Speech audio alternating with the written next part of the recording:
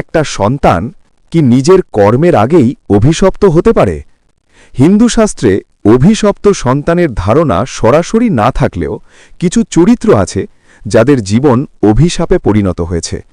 সবচেয়ে ভয়ঙ্কর উদাহরণ অশ্বত্থামা।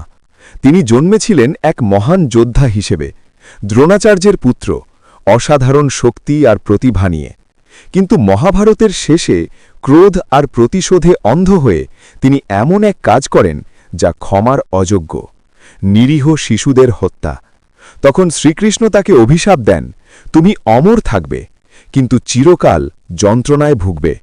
কথিত আছে আজও সে পৃথিবীতে ঘুরে বেড়ায়, অদৃশ্য, একা, অনন্ত যন্ত্রণায়।